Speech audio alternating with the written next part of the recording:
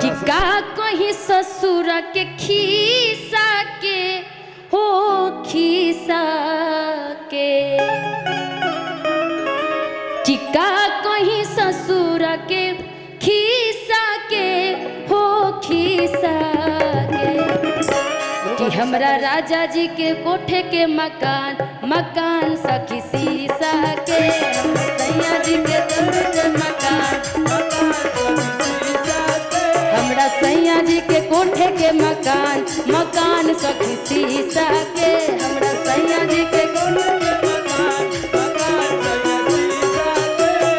का कहीं ससुर के खीसा के हो खीसा के नया घर बना गोलू जी का नया नया घर बन रहा है इसीलिए मैं बोल रही हूँ कि का कहीं ससुर के खीसा के हो खीसा के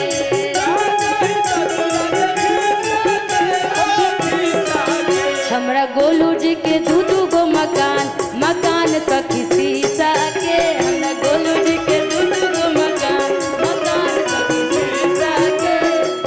थोड़ी मनी मेजर रही है। देखिए कलाकारी अपनी जगह है। कलाकार कोई आएंगे आप लोग बड़ाई करेंगे एंजॉय करेंगे, लेकिन हमें ये बताइए कि हमारे राजू भैया को कितने लोग मानते हैं दिल से और कितने लोग आशीर्वाद देंगे। एक 2 वर्ष 5 वर्ष 10 वर्ष नहीं, सदैव दिल से बताइए हाथ उठाकर। तो हम एक बात कहते हैं, अरे भारत के 55 बोले बुढ़ापा जवानी,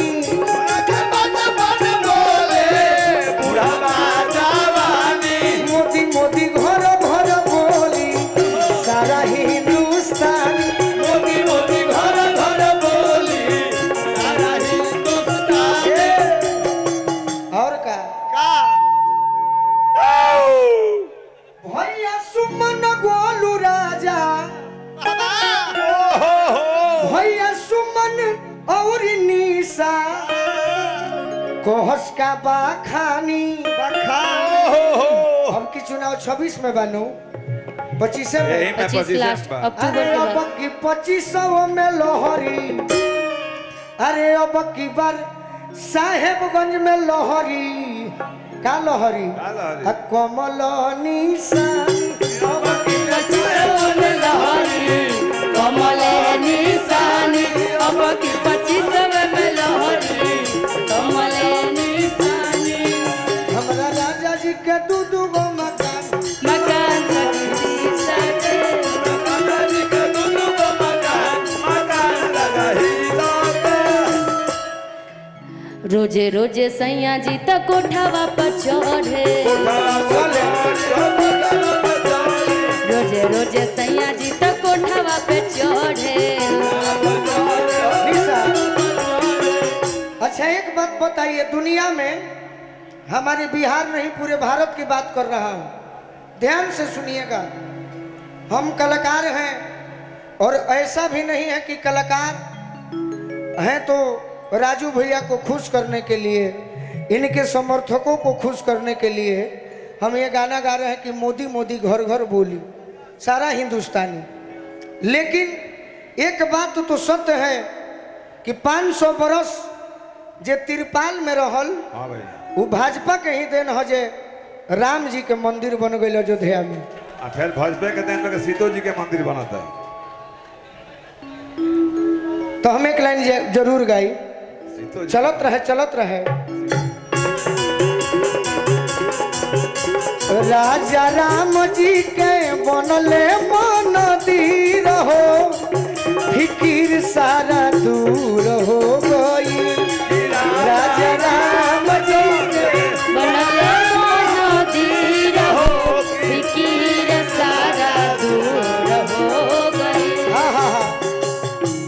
कि 500 साल तिरपाल में जे रहल अपन गईले देखी अब उनहू के महल। हम अकेले ना कहब कि राजू भैया संगे राजू भैया संगे चलो बकी रहो फिकिर सारा दूर हो गई। राजू भैया बना लो फकीर हो, फिकीर सब दूर हो गई। बाकी निशा कहतरी कि हम खुश बानी हमरा राजा जी के दू गो मकान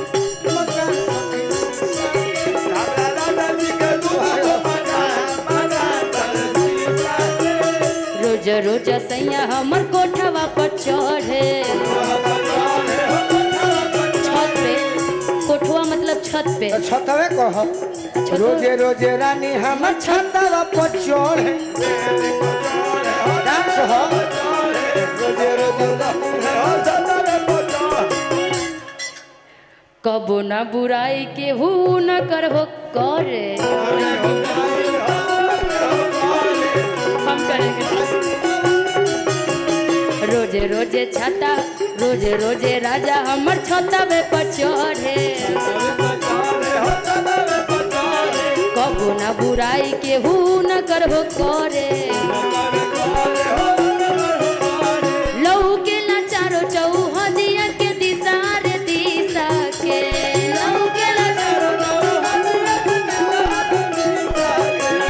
लहू के ला चारो चौहदिया के दिशा रे दिशा के, हाँ दिशा के, हाँ दिशा।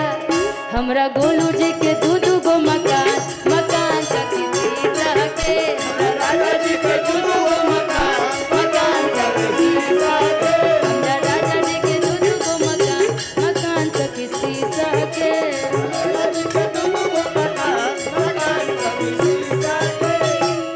आहो गरमी के दिनमा, आहो गरमी के, आहो गरमी के दिनमा, आहो गरमी के दिनमा, आहो गरमी के, आहो गरमी के दिनमा। टप टप चुवता पसीना, आहो गरमी के दिनमा, टप टप चुवता पसीना, आहो गरमी के दिनमा। हमनी के ऐसन भाई बनी जा, ऐसन हमार नौजवान साथी बड़े की गर्मी में भी हाँ भाई ई तहरा कहे के पड़ी। आहो ननदो के भैया, आहो ननदो के, आहो ननदो के भैया, आहो ननदो के भैया, आहो ननदो के, आहो ननदो के भैया। अरे देही पटाली दरो रैया, आहो ननदो के भैया, देही पटाल दरो रैया, आहो ननदो के भैया।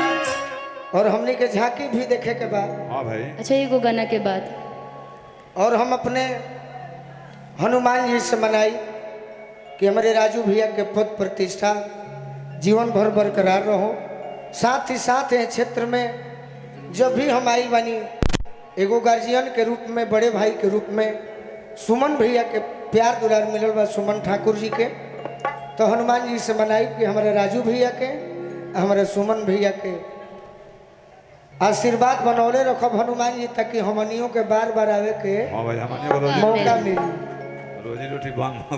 अरे देही पटा तोर गैया, एहो ननदो के भैया, देहिया पटाल दरो गैया, ओ ननदो के भैया। थोड़ा धीमे धीमे। ए राजा हो सामर भैला,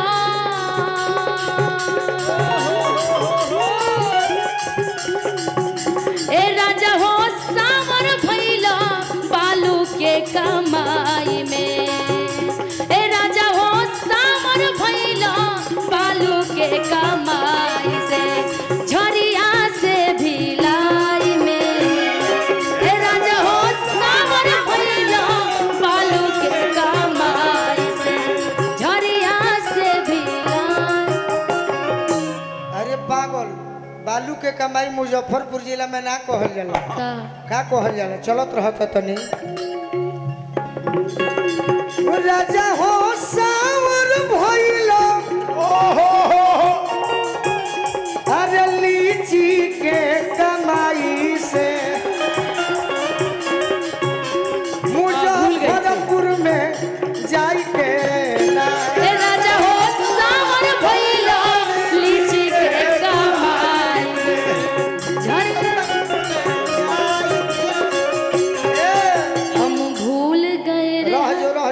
कहली हम भूल गए ना।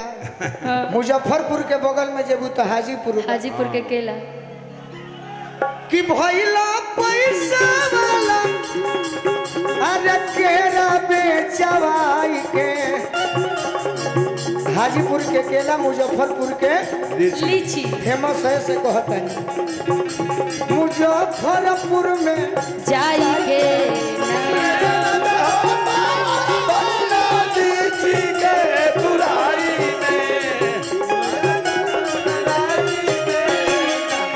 यदि आरा जिला में जइबू हाँ चलते रहिए चलते रहिए। एने कोइलवर चल जइबू ओने बालू और आलू दोनों तो ओने बालू में तब कही है जौन कह करू कि कह। रहल 3 बरस कलकत्ता देख के लहू के बाता बाता रहल।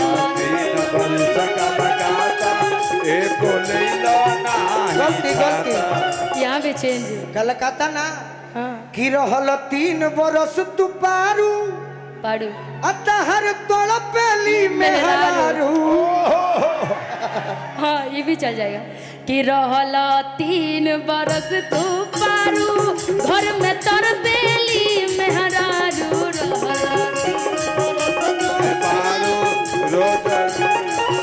हाँ हाँ हाँ कि बड़ा दाऊद में गइला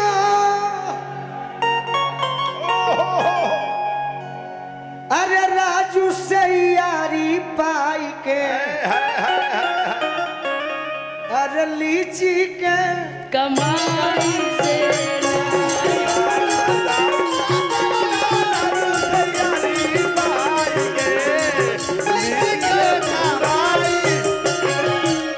कलकत्ता जाए पजनी हो खमजबूर अरे रजऊ रह मुजफ्फरपुर। कहाँ जाइबो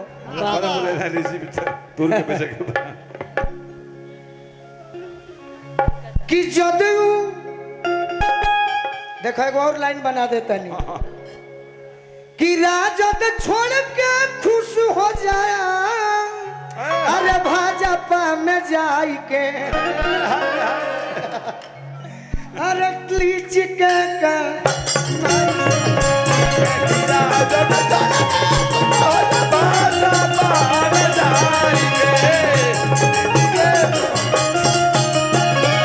एक लाइन अपना लोगों से कहो कि जीवन भर खुश रही हो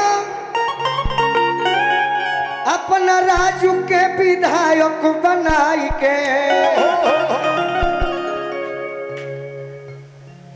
अरे लीच के का ना ना ना ना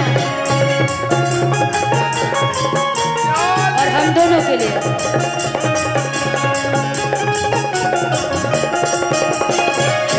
कि गोलू बात कहेले कि निशा बात कहेली तोहरे ही भलाई के लीची के कमाई के लीची के कमाई में आई के। अब चलत रहे 1 मिनट।